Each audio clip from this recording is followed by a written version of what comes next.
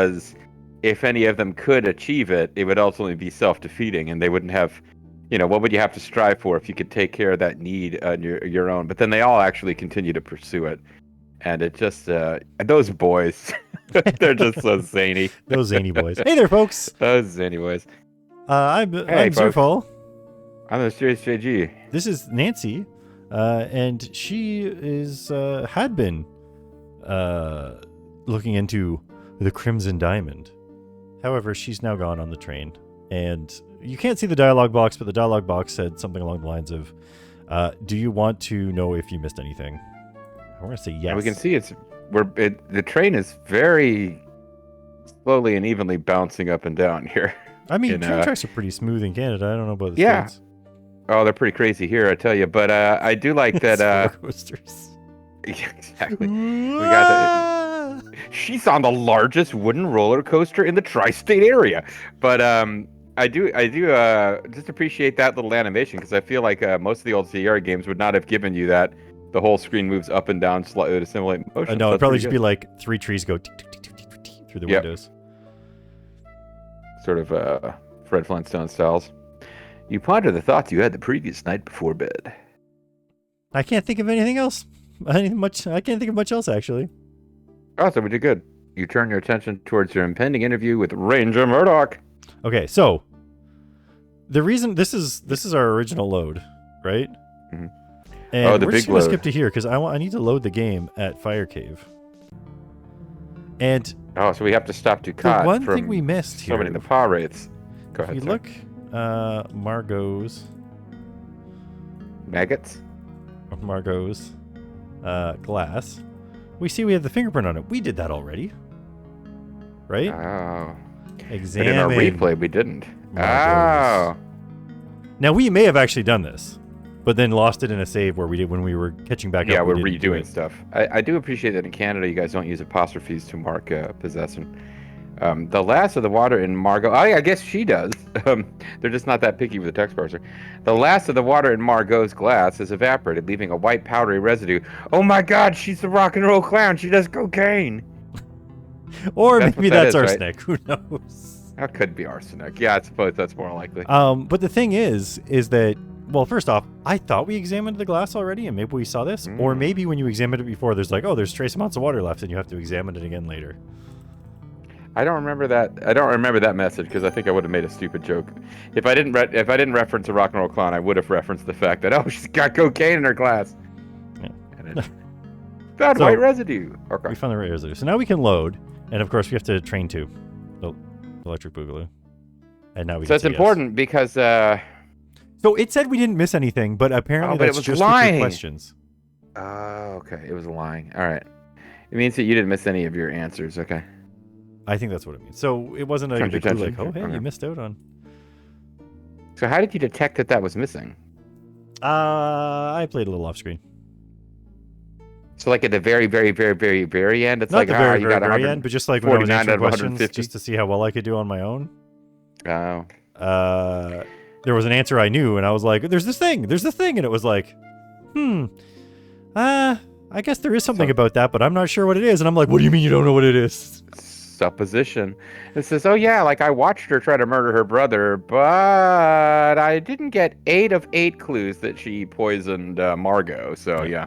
I guess now you feel like, I don't know if we had this before, you feel like you investigated Margot's ability to murder to the best of your ability? You feel like after a good amount of mulling over, you conclude. Actually, I think I'm satisfied with all I've done. All I've done. I am. Thank goodness. I have value, just like you, player, even when you make mistakes. Having reassured yourself, you fall quickly into a deep, dreamless sleep. Above thy deep and dreamless sheep. You don't awaken until the train pulls into Union Station. So. Oh, see, you are in the Commonwealth. You traveled all the way to the UK. The Union. Well, right, you have Union Station. Yeah, it's in Toronto. Doesn't make any sense. I hear that trains travel to Toronto. They do. I learned that on today's special. I don't remember if it was the mannequin or if it was Muffy the Mouse who told me that, but it was somebody.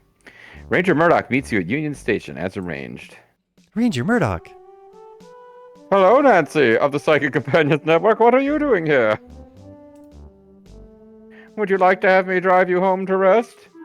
In peace? No thanks, I'm eager to have my interview. Let's go. I actually appreciated this in the bad ending because he was like, okay. And then we got there and we were like, I can't think of anything. Bye. All right, follow me. I was hoping to have the interview at your house, in your bedroom, but okay. I'm like a vampire. You have to invite me in. He just teleported in after you had seated yourself calmly. You look over the wanted posters on the bulletin board and see a familiar face. Face has familiar features, but the expression gives you pause. And we It's turned into a cat.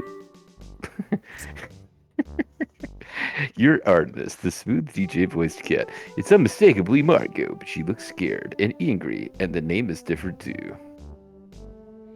The Margot you knew was at peace, kind and caring. You feel fortunate to have met her when you did. The poster lists her offenses as assault, theft, racketeering, public nuisance, rocketeering, fighting space Nazis. Nancy? Sorry, just lost in thought. I was thinking about Cinemaware games with the Rocketeer. Yes, that person has been on the most wanted list for a few years now. Ranger Murdoch has turned into the narrator. Oh no, Major Murdoch talks like this! This is me doing Artemis. Skagway was a near lawless place. Sometimes who was the criminals was a matter of public... Oh, he's talking. Yeah. I didn't see his lips moving. Skagway was a near lawless place. Sometimes who the criminals were was a matter of public opinion. And sometimes if you didn't make friends with the right people, you could get stuck with all sorts of trumped up charges. It's fake news, Russiagate, except that it was Margotgate. Does she look familiar to you? No, I don't recognize her. She does. I guess she must look different when she's not dead. Very well, let's begin. Suddenly, the door bursts open to reveal your boss, Professor Plummer. I'll go back. I heard the trader come in. So, we're in the middle of a confidential interview. Oh, my apologies. I won't be a moment. I don't have to listen to you. I'm a man. Nancy, what did you find? Are there diamonds in crimson? I must know.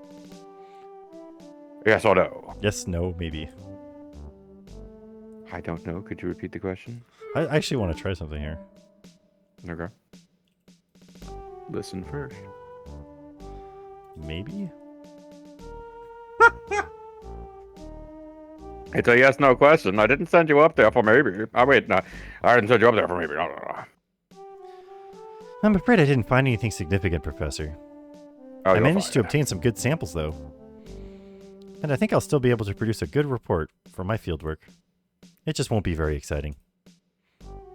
Yeah, I'm hard to hear that, Nancy, and I'm afraid we're letting you go. As for exciting, most research isn't. Don't worry too much about that. You're fine either way. Come see me when you're ready. And I'll help you with your report. Thanks so much, Professor Plummer. So sorry to interrupt you, officer, for apparently nothing at all. Take care, Nancy. See you soon. Whoop. Okay, well now let's really begin. And then the evil lawyer comes in with a gun. It's like, hey, I want to interrupt to murder you. Any information you provide will be kept strictly confidential, of course. Thanks. I appreciate it.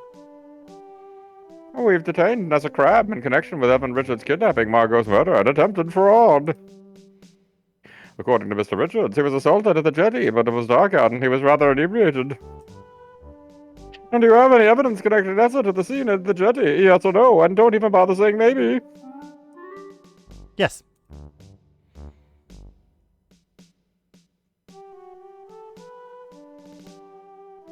What evidence did you find? If there are multiple points to make, we'll discuss them separately. If you only have one point to make, then obviously you missed something.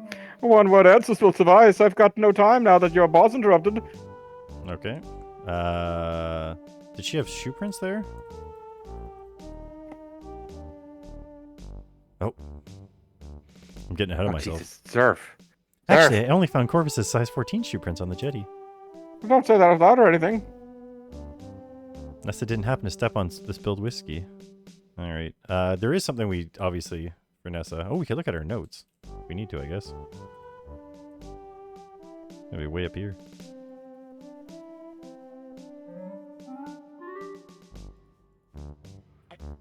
Let's see. Symbol on the wall. One word Oh! answers, please. Not no word answers. Here we go. Fingerprint.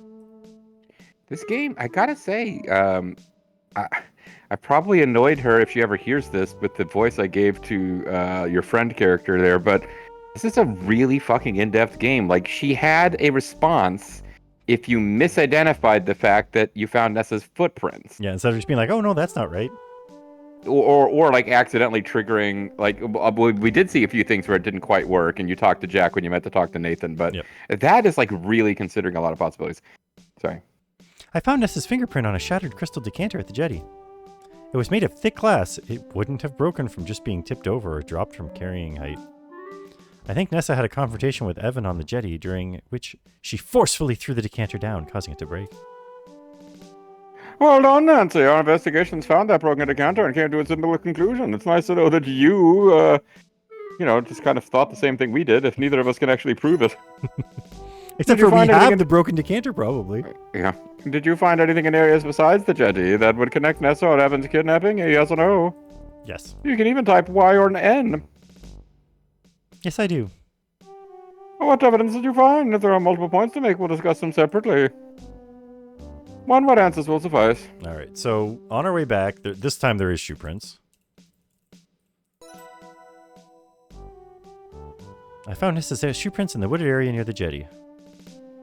How did you know the shoe prints belonged to Nessa? Did you spend like 2 hours getting everyone's shoe sizes? I learned the shoe sizes of everyone at the lodge. She's the only one who wears that size and style of shoe. Well, that's some good detective work, Nancy. We knew about the shoe prints because we took impressions of Nessa's shoes when we took her into custody. Ah. I tracked Nessa's shoe prints to the smokehouse. I think that's where she and Corvus temporarily detained Evan until they were ready to take him to the garnet mine. Do you have anything else to share that would connect Nessa to Evan's kidnapping in areas other than the jetty? Yes or no? One word answers, blah, blah, blah. Alright, what else was there? What evidence did you find? If there's multiple items, we'll discuss them separately.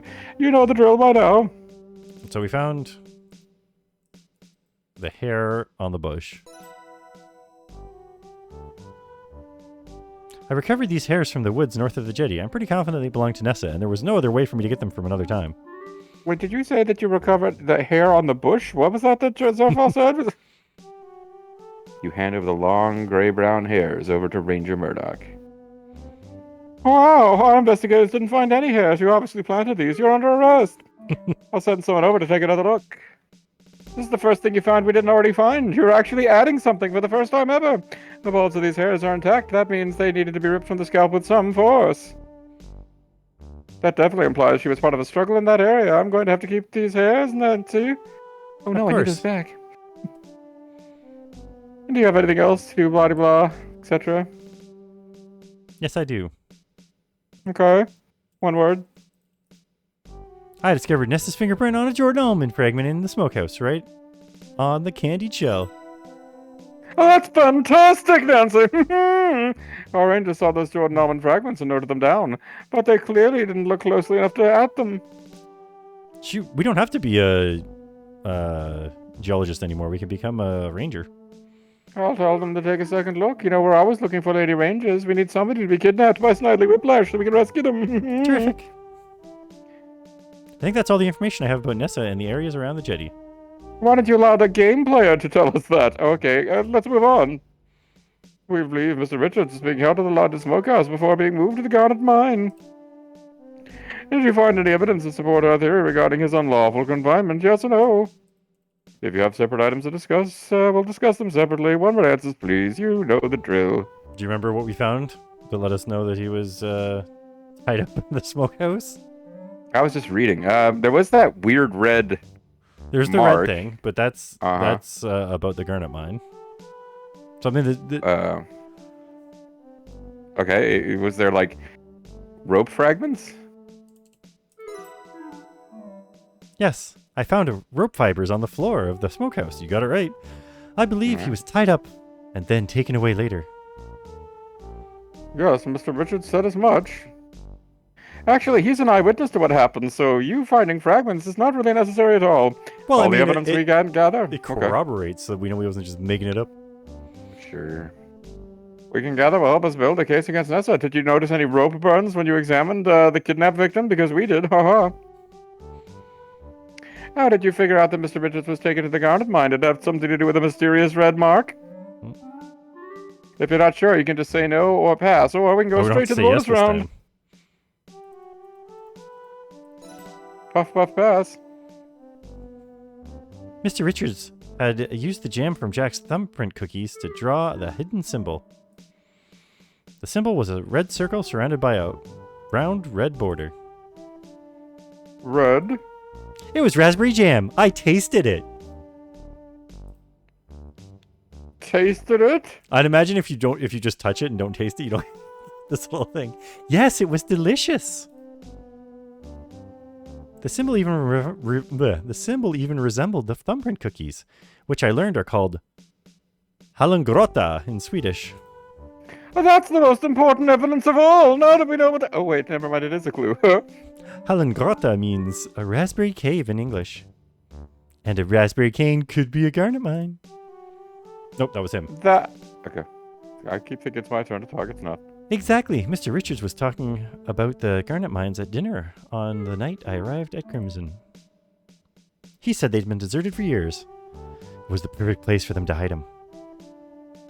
Except for all the cave-ins. Mr. Richard told Nessa that... Nope, that's my turn now. Oh, that's your turn. Shut up. Yep. That's an incredible stretch, Nancy. I'm actually taking away points for you thinking that because he smeared raspberry jam in his panic, it was a specific clue related to his Swedish language. No, no, that's not how police work, folks. I'm sorry.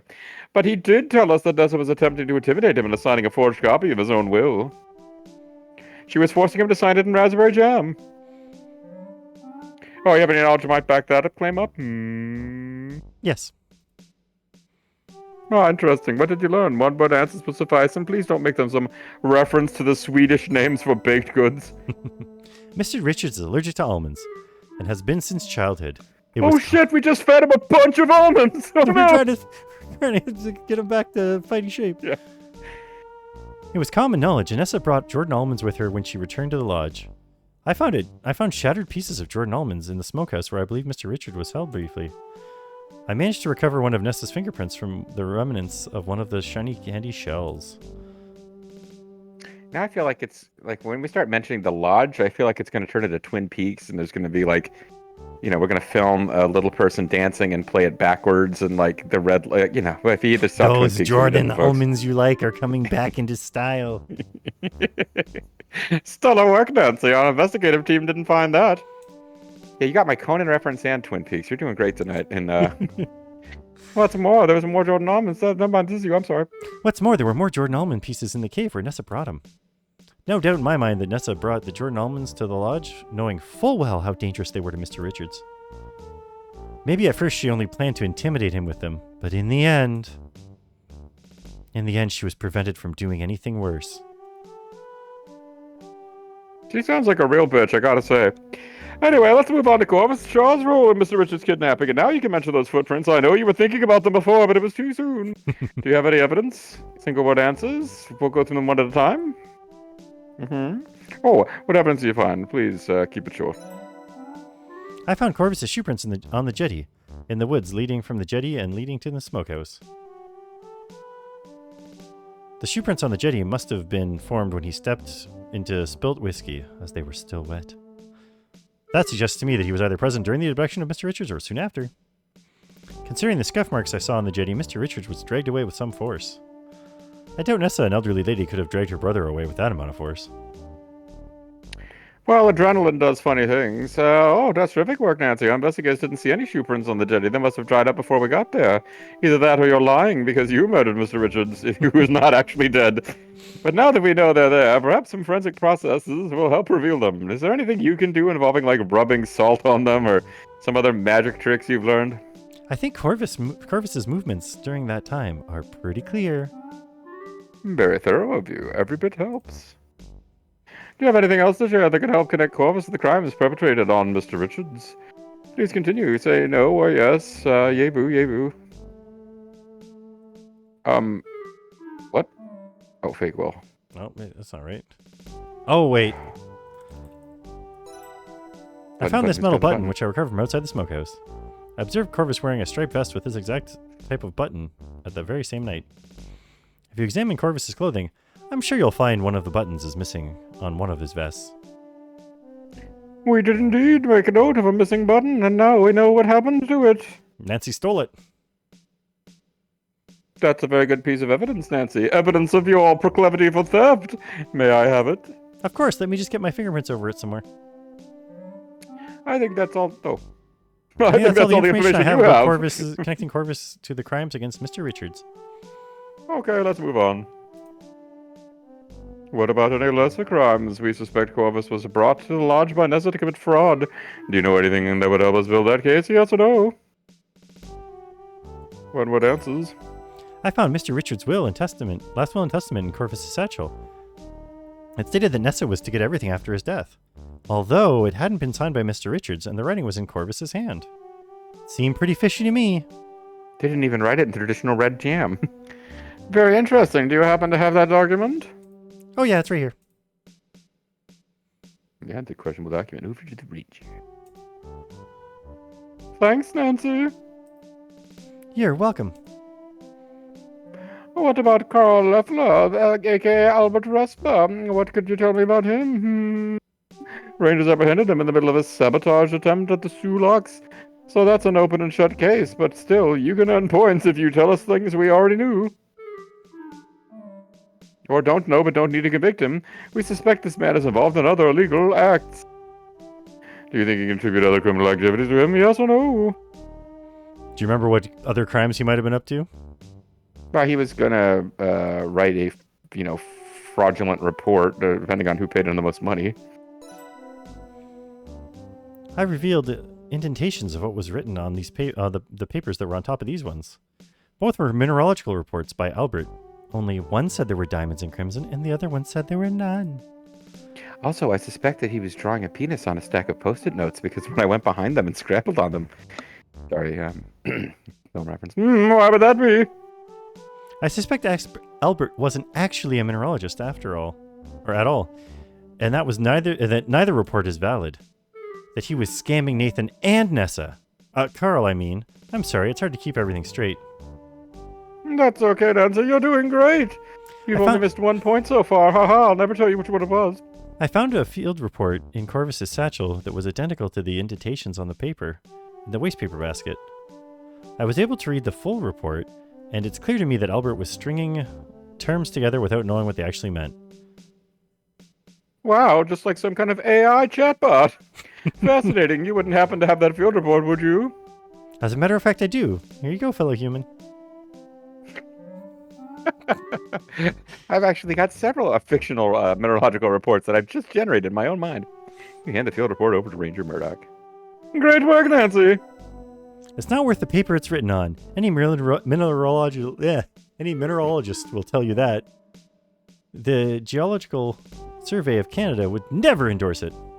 They've already put their full support behind Brian Mulrooney. I'll be writing my own field report, which I'm hoping the Royal Canadian Museum will publish. I'm proud of the work I did. With any luck, my report will be newly definitive survey of Crimson Ontario. Sorry, I got a bit carried away. Back on topic. Oh, that's okay. You're just a girl. I know you get excited about these things. Oh. I was a witness to a secret meeting in the boathouse between Nathan and Albert. Ooh, what happened? Did they kiss? I clearly heard Albert saying the contents of the envelope he was carrying was a report signed and sealed, and that there were no diamonds in crimson. Nathan paid him for this version of the field report. Would you like to take these crumpled papers into evidence? Yes, indeed! You hand the crumpled papers over to the Ranger. If you have something... If you have something else you'd like to say, say yes and stuff and okay. one so what else did he get up to? Yeah, that was the big one. I mean, I know he was trying to blow shit up. I guess we found the blasting caps and stuff. Didn't we find that from him? Yeah, we know he blew up the bridge, I think. Yeah. I think Carl sabotaged the train bridge. On the same strip of telegraph that revealed Albert's real name and the next target for sabotage, it said, "Well done in crimson." I found a stick of dynamite under his bed. I think it rolled there when he was packing hurriedly to leave the lodge. On the way to Her the... face, she is really shocked by this. Like, this whole murder plot, she's like, yeah, that's whatever. So how could somebody Just do that? I understand murder. That's like a personal thing, but blowing up bridges? What did that bridge ever do to you? How does that help the Kaiser? On the way to the lodge on that first night in Crimson, Jack commented how heavy Carl's set of luggage was. I bet most of Carl's luggage was dedicated to hauling explosives equipment, dynamite, and blasting caps. In fact, I found a tin of blasting caps that Carl left at the lodge, as well as a bullet. He was definitely up to no good. He stored the blasting caps and bullets in the blue trunk. In the upstairs closet, I found his fingerprint on the padlock. Outstanding! Very well done. Oh, gee, thanks. He's actually talking about me. I've gotten more of these questions right than I expected. Carl's fingerprint is on the tin of blasting caps. He definitely handled them. Ooh. Excellent work, Nancy. I have the tin. It's very compelling evidence. Please make sure that it doesn't it's a explode, good though. souvenir. I'm going to keep it. Of course, here you go. You hand the tin of plastic caps over to Ranger Murdoch. Carl knew to store the dynamite separately from the blasting caps. He probably had training with explosives, or at least some kind of prior. It absolutely proves that he must have been a German spy because he knew how not to blow all of you up. And I'm almost certain that if Rangers search the immediate area around the bridge, they will find discarded luggage, possibly part of the same set with explosive residue inside. Oh, and did he happen to steal your suitcase? Because I haven't mentioned that yet. This is very helpful information. We originally suspected Leffler of the bridge sabotage, but hadn't thought to search for luggage that matches the set he was carrying when we arrested him at Sioux Locks. In fact, we tripped over luggage that matched, and it didn't even register in our minds. That would be a very compelling connection to make, should we find such an item. This is entirely speculative, of course. Speaking of items, you happen to have this telegraph tape? I do. Here you go. I didn't ask for it yet. Thank you for cutting out that piece. You give the telegraph tape to Ranger Murdoch. Thanks, Nancy. Do you have the bullet you discovered? Absolutely, here it is. I guess we could have left all this stuff just sitting there after we dusted it and stuff. I used that to shoot Corvus. You hand the bullet to Ranger Murdoch. Thanks, Nancy. It's covered with your fingerprints. This proves you're a German spy. Do you happen to have the padlock with fingerprint on it? That would help strengthen our case against Mr. Leffler. I do. Here you go. Amazing work, Nancy. Anyone would think you were never here to be a geologist, but we're always intending to investigate murders. If you have something else you'd like to tell me about Leffler, just say so or say no. So you already mentioned this. Yeah, the luggage. Well, he already mentioned it, actually. Yeah. I found his train ticket stub in one of the jackets he left behind before he fled the lodge. When I saw him on the platform in Crimson, I mentioned that I hadn't seen him on the train. He told me that he'd been in the first class car, which was a lie. What? He's a liar and a saboteur? Yeah, his ticket club clearly says coach, same as mine and Kimmy's. And what's more, I found his fingerprint on the ticket stub, clear as day. I also remember smelling cigar smoke in the coach cart. The same brand that Albert smokes. I vaguely remember a man sitting directly behind Kimmy and I. We're part of the journey up to Crimson. Mumbling something in German about how he was a spy. He was concealed by a newspaper. I never saw his face, but there were 2 holes cut in it. I think he overheard me and Kimmy talking about Crimson and why we were traveling there. He must have been afraid I'd be able to reveal him as an imposter if I had my field kit, so he got rid of it while me and Kimmy were sleeping. I think he tossed my luggage out the back of the train. That would be the easiest way to dispose of it surreptitiously. Well, as it happens, we found a kit like that on the train tracks. Here you go. He then hid in the neighboring first-class car when it was empty, near the end of our journey. Very well deduced, Nancy, or should I say, just kind of made up. It just so happens Rangers found your luggage, near the train tracks between Crimson's train station and the previous stop. And we stuffed a couple of 20s in there to make it worth your while. Oh my goodness, they did? She's just as shocked by this as she was with the bridge being blown up. Yes, your name was found on a tag inside. Everything is intact. This proves that you blew up the bridge. In fact, we weren't going to give it back to you unless you brought it up, because it looks like it might have some good stuff in there. Little hammers and whatnot. That's wonderful news. I was afraid I'd have to save up for another field kit. Your luggage is still an exhibit in the ongoing investigation into Carl Leffler. And tradition dictates that after the court case, it must be destroyed. We found some fingerprints on the inside and outside of luggage. We'll be needing to fingerprint you while you're here at the station. Also, we're going to find your fingerprints on every piece of evidence. So we can separate your prints from those of the suspects. After all, after the case is wrapped up, we'll return your luggage to you, of course. I understand. Thank you, Ranger Murdoch. And may I just say that even though he was a saboteur and probably a murderer and a fraudster, the fact that he lied to you about riding in first class is the most gruesome and terrible of his many crimes. Do you have the ticket stub you found? If so, may I have it? Of course, here you go. You had the train ticket stub over to Ranger Murdoch. How about that cigar butt, Nancy? You think that's worth burning down? Could prove helpful too. Certainly. Certainly. You give the cigar butt to the Ranger. I think that's all I have to share about Albert. I mean, Carl Leffler. Fair enough. Let's move on to something else. I was wondering if you like blonde Ranger types. Oh, finally, Margot's death. Why did you kill her, Nancy? Margot's murder? It does appear to be the case. We are looking into it. We're trying to figure out why you murdered her. Do you have any evidence you'd like to give me that could help us make a case for Margot's murder? Perhaps white powder residue inside of a glass? Yes, I do. I'm glad to hear it. Please show me one item at a time. I really can't focus on much more than that. I saw Nessa bring a jug and drinking glass to Margot's boudoir. That struck me suspicious because there was no love lost between them.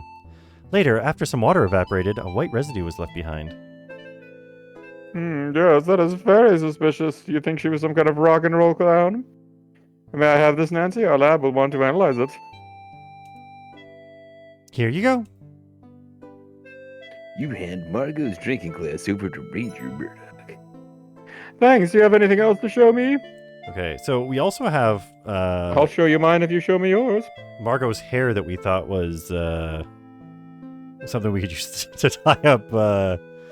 Oh yeah, Nessa for I would have a little said hair. I would have said hair, folks. I swear I would have. Probably not though. I took the sample of Margot's hair after she died. I read that hair analysis can sometimes determine the cause of death.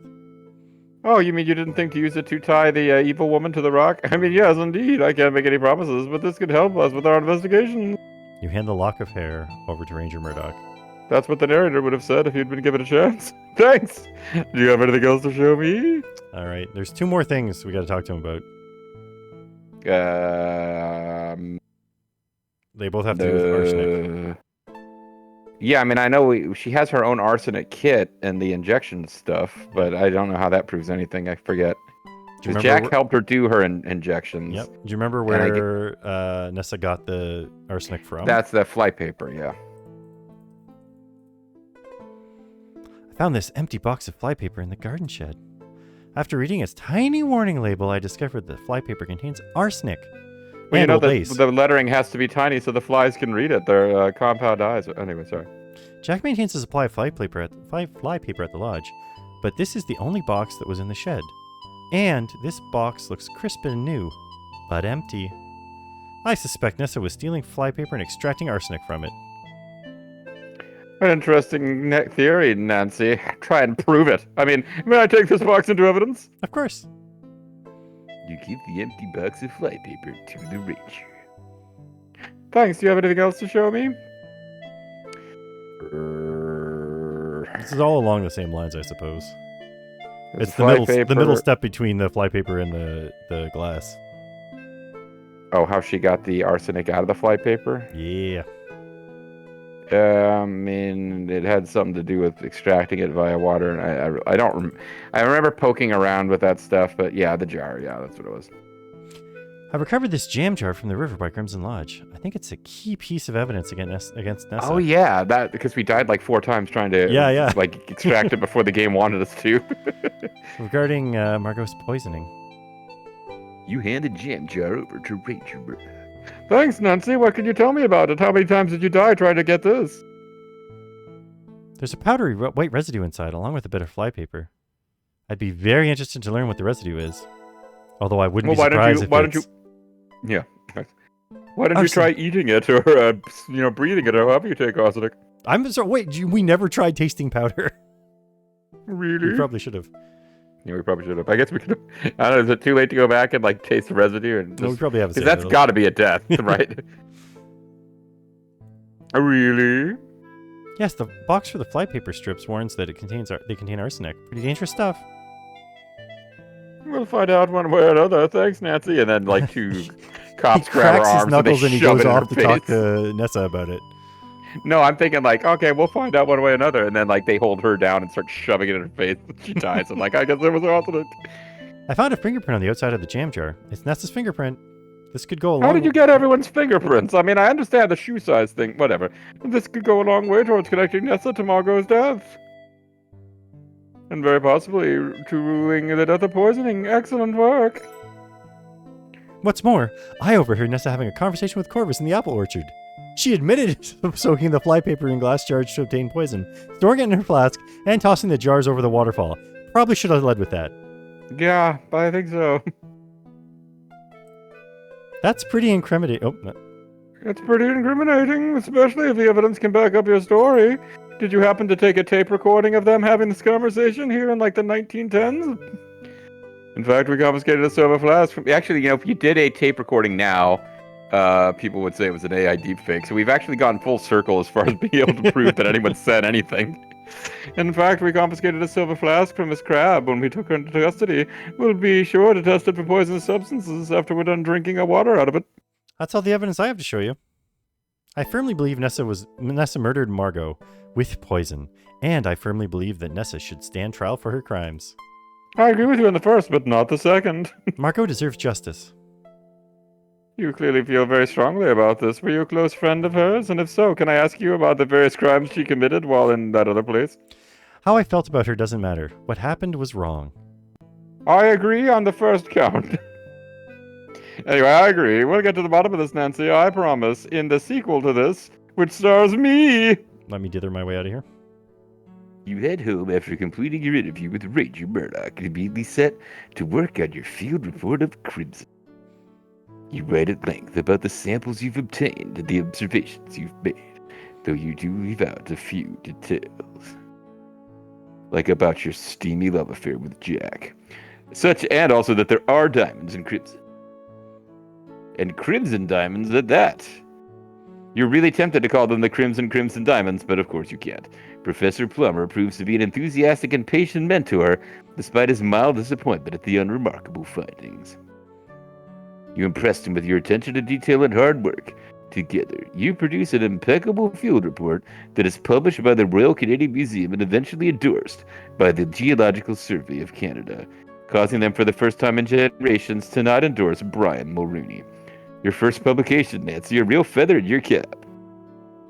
Weeks pass. Soon you're immersed in your regular life. You become an expert on the filing system, and even suggest some ways to improve it. This becomes your magnum opus, and when you die many years later, you proudly tell the people at the home about your improvements to the filing system. You find yourself missing the fresh air, the roaring waterfalls, and rushing rivers of crimson. You wonder if you'll ever hear about how things are going up there. Until one day, it occurs to you, you could just go there. Or like send a letter. Thing. Yeah, guys, what's up? there you are, Nancy. It looks like he's wearing goggles in that picture. I know he's wearing glasses, but... Oh, I thought today's newspaper might be of interest to you. It turns out that I found Crimson Diamonds, and now I'm rich. You start reading the newspaper. Crimes of the North.